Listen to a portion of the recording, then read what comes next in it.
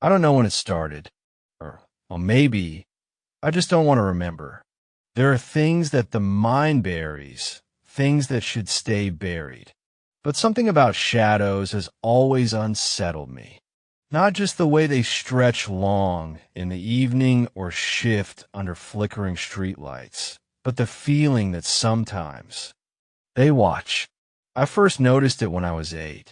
A summer day, sky cloudless, sun directly overhead.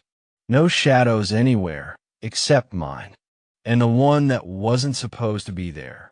I remember standing in my grandmother's backyard, playing with a rusted old toy truck in the dirt. The midday heat pressed down on me, sweat trickling down my neck. I stood up, stretching my arms, and that's when I noticed it. 2 shadows. One was mine, a dark silhouette beneath me, perfectly natural. But the other, it stood a few feet away, as if someone else was standing right there. But there was no one, nothing to cast it. It was just a shadow, still, unmoving. Yet somehow, I knew it was watching me. I told my grandmother about it. She didn't look surprised, just tired. She made me come inside, muttering in a language I didn't understand. I was too young to question it, too young to know that some fears don't go away just because you turn on the lights. And for a while I forgot. Years passed. The memory faded, until the day I saw it again. I was 16 when it returned. A bright afternoon, walking home from school. The sidewalks shimmered with heat, and the air smelled of asphalt and blooming jasmine. I remember checking my phone, wiping sweat from my brow, and then I saw it. At first, I thought it was just a trick of the light. But when I stepped forward, it didn't move. A shadow, not connected to anything, just standing there on the sidewalk, a few feet ahead, not stretching from a tree, not cast by a pole, just there, like it had been waiting. I stopped. My pulse hammered. I took a deep breath and stepped around it, refusing to acknowledge it, pretending it wasn't real. But as I walked past, it followed, not moving across the pavement, not shifting like a normal shadow, just appearing, right beside me. Every time I blinked, it was closer. I didn't tell anyone. Who would believe me? A shadow that isn't cast by anything? A thing that follows only at noon, when the sun is at its highest and shadows should be directly beneath you. It sounded insane, but I felt it, watching, waiting, always there. By the time I turned 23, I had convinced myself it was just stress, maybe some strange optical illusion, until the day my best friend, Ethan, saw it too. We were sitting outside a coffee shop, the sun burning bright above us. I leaned back in my chair, laughing at something he said, and then he went pale. His eyes widened. He was looking behind me. Dude, his voice was barely a whisper. Whose shadow is that? I froze. I didn't want to turn around. I knew what he was seeing, but I forced myself to look. And there it was, not attached to me, not attached to anything, just standing there, perfectly still, a dark silhouette, featureless, human-shaped, watching us. Ethan stumbled back, knocking over his chair. The moment his eyes left it, it was gone. But I knew it wasn't gone. It had just moved. That night, Ethan called me. I've been seeing it too, he whispered. I gripped my phone tighter. What do you mean? The shadow. It's outside my window. A chill ran down my spine. I wanted to tell him not to look, to ignore it. But before I could say anything, I heard it a sound through the phone, like wind, like a whisper. And then the line went dead. I tried calling back. No answer. I didn't sleep that night. The next morning, Ethan was gone. His apartment door was locked from the inside.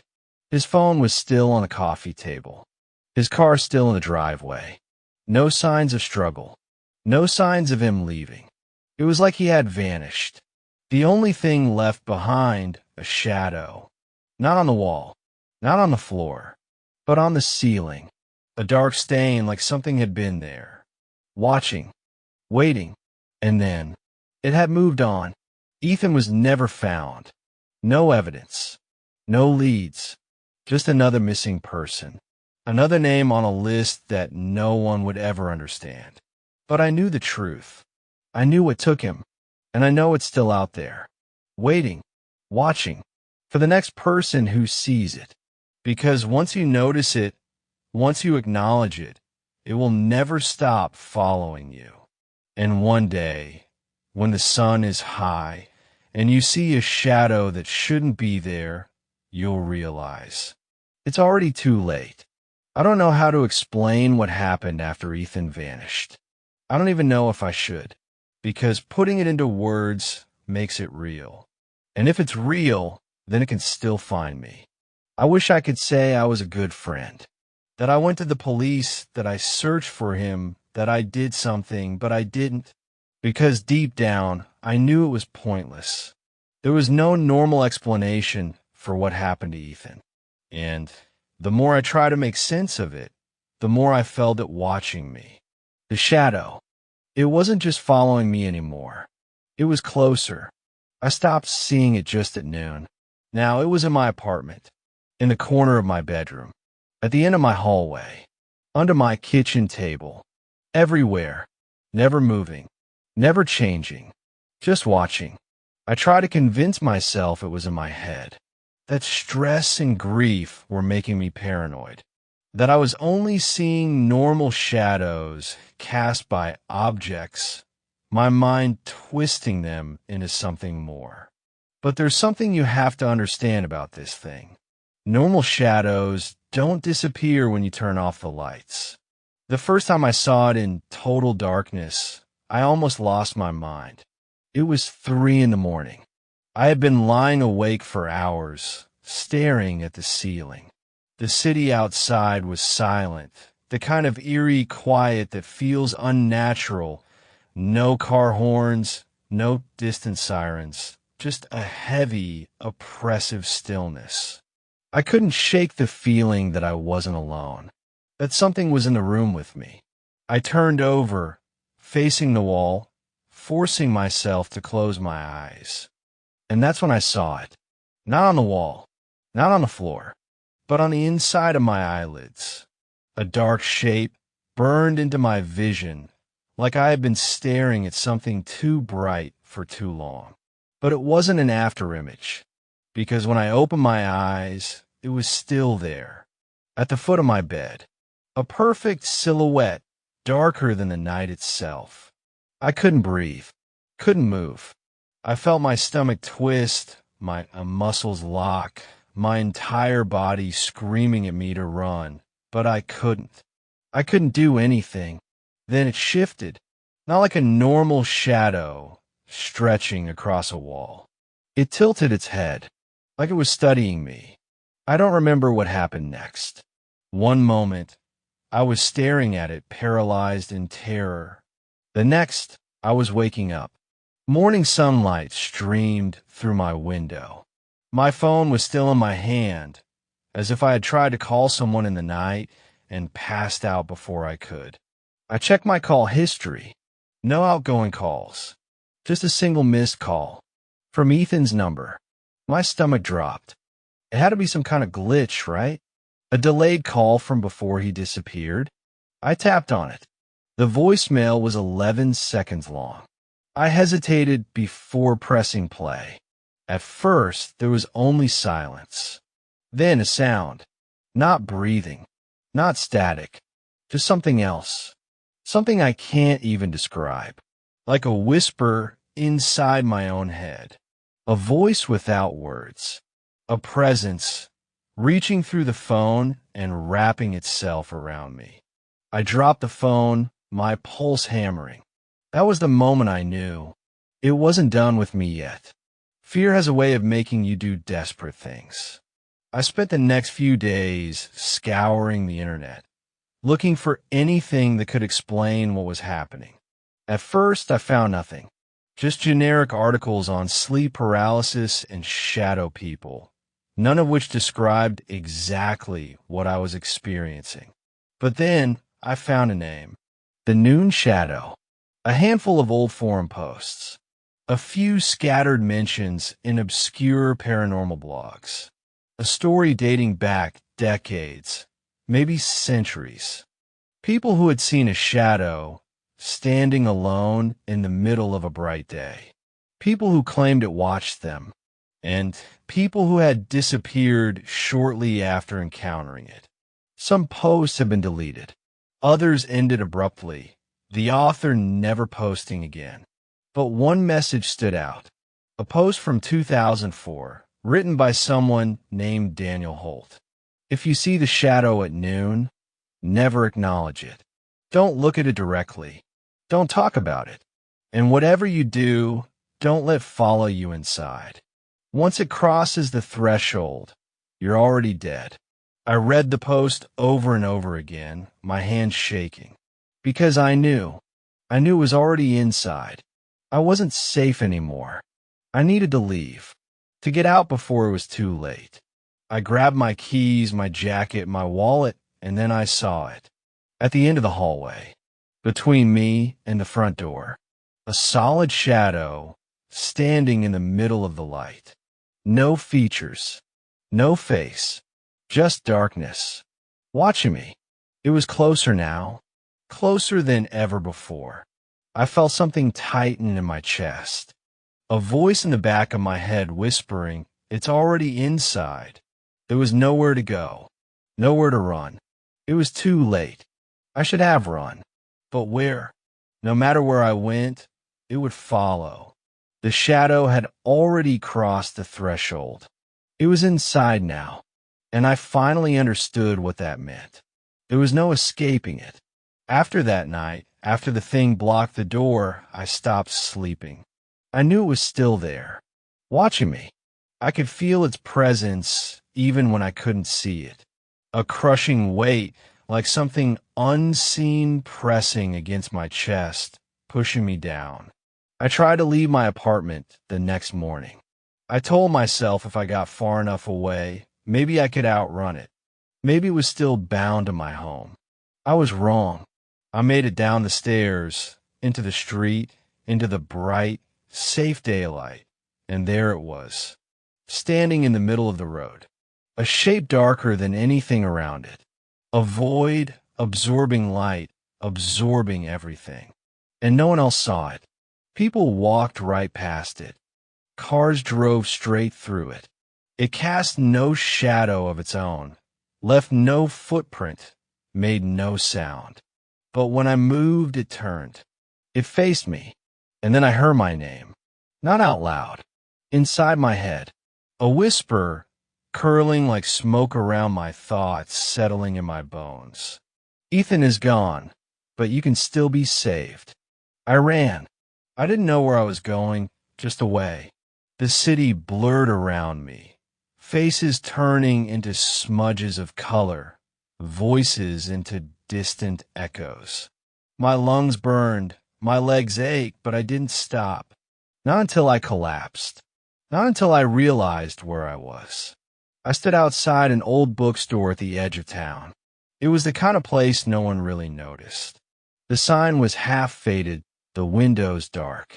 The name, Holt's Rare and Used Books, meant nothing to me. But something about it pulled at me. A whisper of familiarity. I stepped inside. The air was thick with dust and the scent of old paper. The wooden floor creaked beneath my feet. Dim yellow lamps flickered overhead. And behind the counter sat a man. Thin, wrinkled, white hair swept back from a gaunt, sharp face. His eyes locked onto mine the second I entered. "You've seen it," he said. I froze. I hadn't said a word. But he knew. He stood slowly, moving toward me like a man carrying too much weight on his shoulders. His eyes, dark, sunken, held something heavy inside them. "How long?" he asked. I swallowed hard. Since Ethan, the man, tensed. Don't say his name. His voice was sharp, almost desperate. I hesitated. Why? He exhaled shakily. Because the moment you say their name, they stop existing. My mouth went dry. What do you mean? I whispered. The man gestured toward a small wooden table. Sit.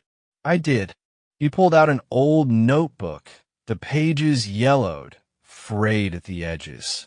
He flipped through them quickly, stopping on a page covered in names. Dozens. Hundreds. Some were crossed out. Others were smudged, barely legible. I scanned the list, my breath catching when I saw a name I recognized. Daniel Holt. The same name from the forum post. The same name warning me not to let the shadow inside. I looked up sharply. You wrote that post, I said. The old man nodded. I gestured to the notebook. What is this? His hands trembled as he ran his fingers across the names. The ones we lose, he said. I felt something cold slide through my veins. Ethan's name is in here, I whispered. The man flinched. You need to forget him. His voice was urgent. I shook my head. I can't. You have to, he snapped. You don't understand. If you keep holding on to him, if you keep saying his name, the shadow will keep feeding. I clenched my fists. Feeding on what? The man's voice dropped to a whisper. On reality. Holt stood and began pacing. The noon shadow isn't like other hauntings. It doesn't just kill people. He turned to me, eyes burning. It erases them. My breath hitched. Holt continued, voice tight. I lost my brother to it, just like you lost your friend. But the more I fought to remember him, the more I realized, he exhaled shakily. Reality itself was changing. No one else remembered him. No photos, no records, no proof he ever existed. I felt nausea coil in my stomach. I had been searching for Ethan's name for days. His social media, his ID, even his old texts, nothing. Like he had never been real at all. I gripped the table. Then why do we remember them? Holt's face twisted. Because we let the shadow in. His hands balled into fists. It needs witnesses. People who acknowledge it. The more we try to hold on to the ones it takes, the more we become its next meal. I shook my head. No, there had to be a way to stop it. There had to be a way to undo what had happened to Ethan. I looked at Holt. How do I bring him back? The old man closed his eyes. You don't. Holt pulled a worn, leather-bound book from a shelf.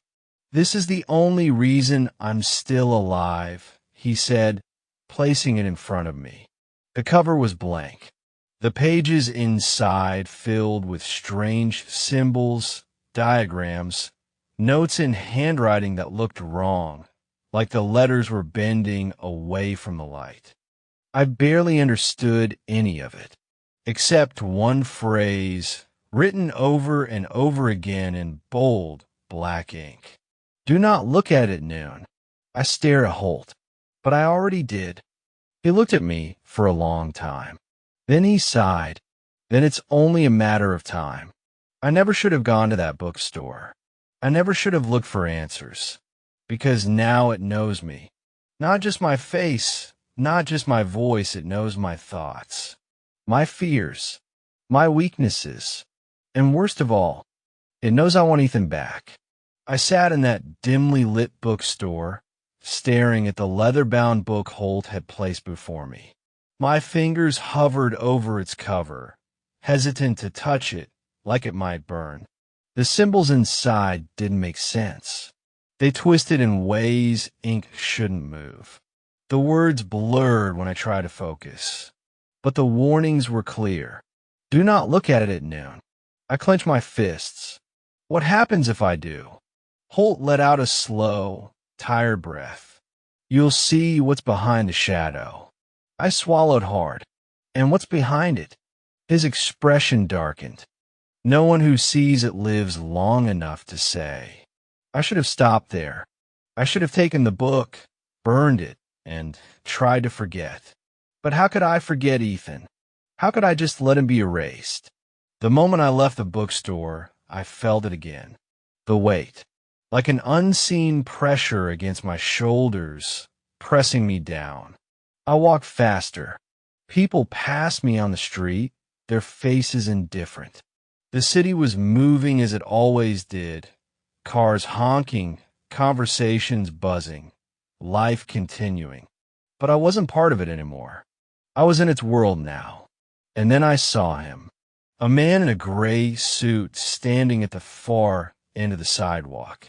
He wasn't moving, just staring. At first, I thought he was just another pedestrian, but something about him was wrong.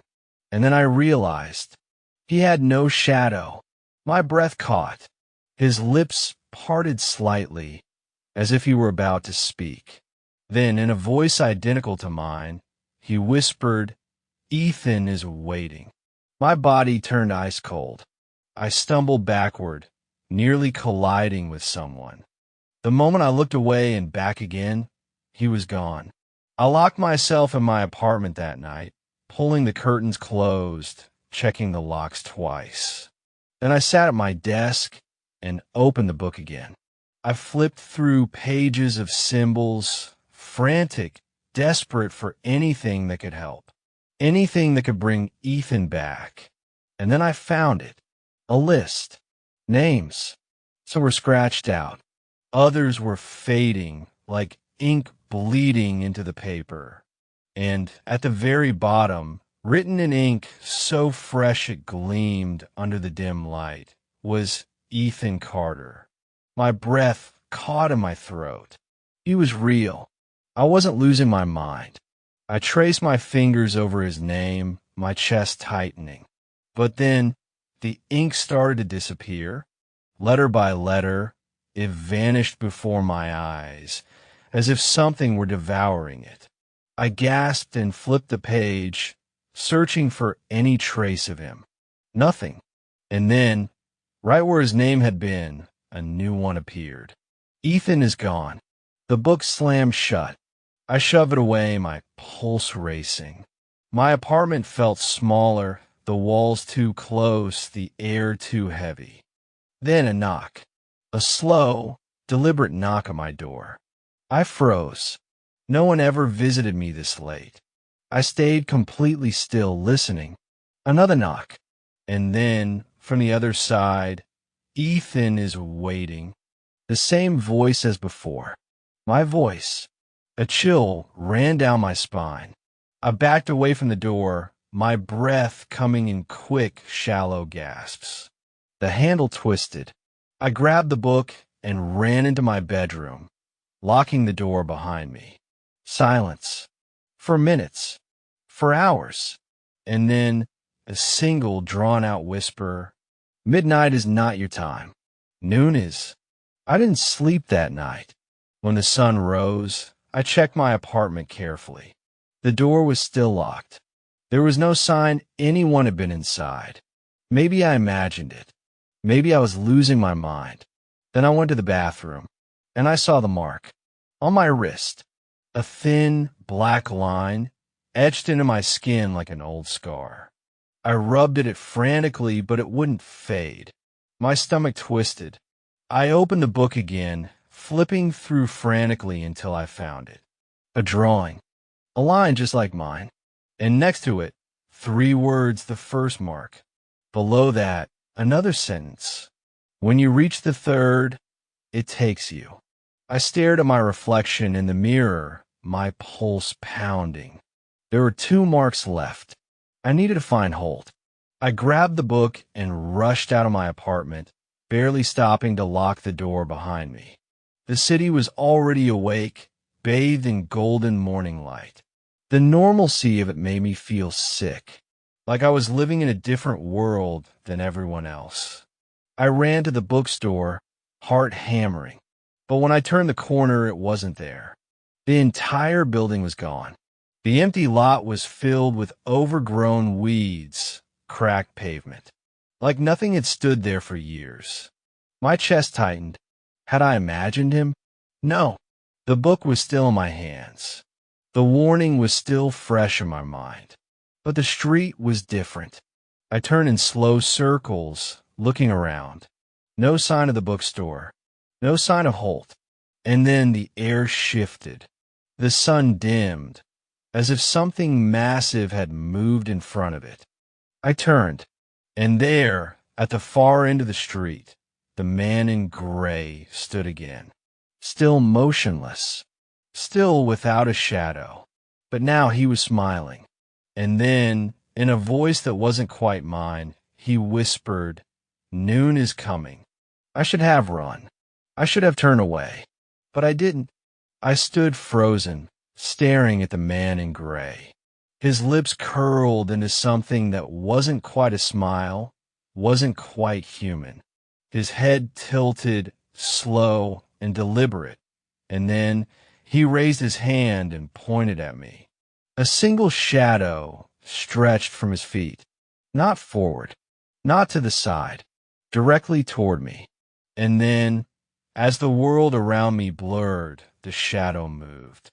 I stumbled backward, my heart hammering so hard it felt like it might crack my ribs. The people around me didn't react. They walked past, eyes down, phones in hand, laughing, talking, as if none of them could see the impossible, twisting darkness stretching toward me. As if they couldn't see him. I turned and ran. Footsteps pounded behind me. Not mine. Not anyone else's. The sound was too slow, too heavy, like something enormous, something ancient was following in my wake. I didn't dare look back.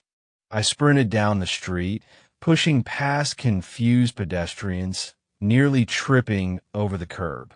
I had to get away. Had to find somewhere safe. Then I heard it, right by my ear. You were already in my shadow. I crashed into my apartment, slamming the door shut behind me. My breath came in ragged gasps, my chest burning. It felt like I had been running for hours. But when I checked the clock, 11:47 a.m., my stomach dropped. It had barely been 10 minutes. I locked the door, bolted it, shoved the couch against it for good measure. Then I ran to the bathroom. I knew what I would see before I even pulled my sleeve back. A second mark.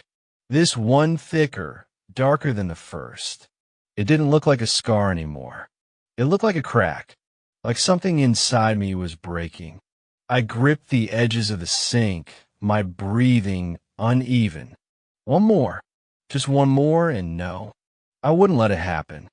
I opened the book and flipped through its cursed pages, my fingers shaking. There had to be something, a way out. Then I saw it, a passage I hadn't noticed before. The ink was smudged, almost unreadable, but one sentence stood out.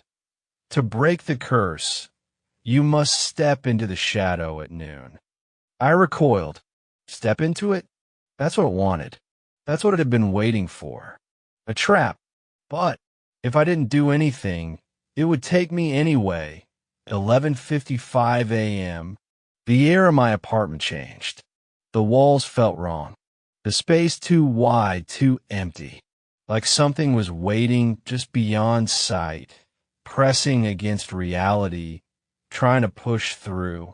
A noise echoed through the room. A slow ticking. Not from my clock. From my wrist. The marks on my arm weren't just marks anymore.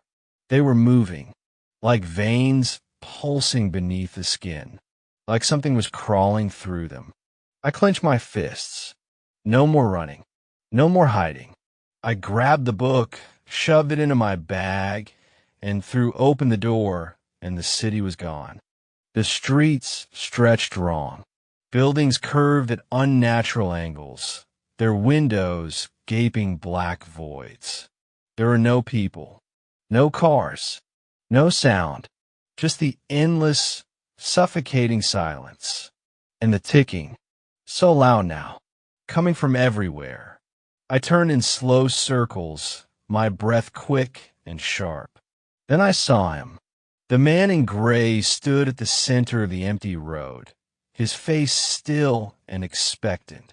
His shadow reached for me, and this time it was my shadow too.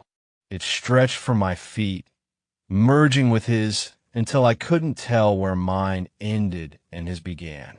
I took a slow step forward, then another. The air warped around me. The world dimmed. 11:59 a.m.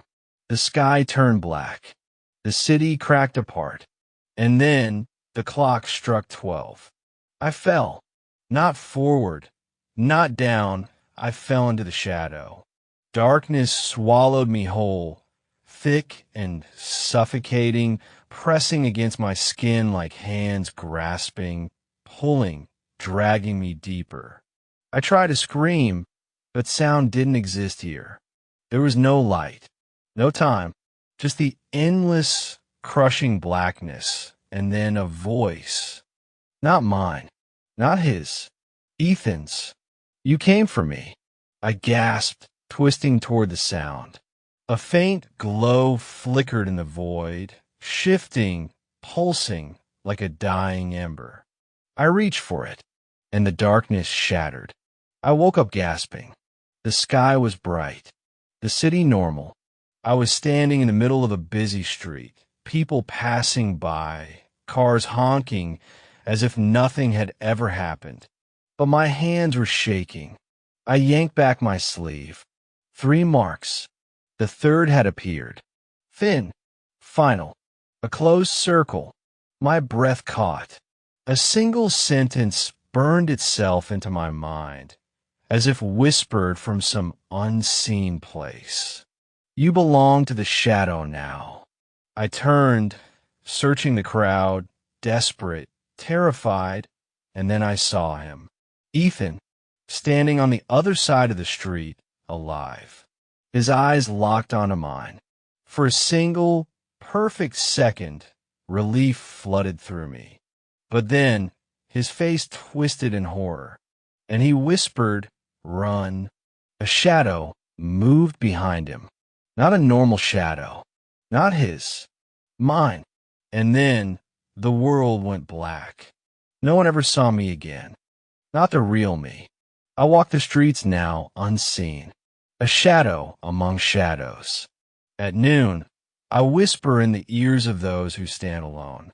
I speak their names in their own voices. I watch as the first mark appears on their skin. And when they turn to run, when they feel it following, I wait.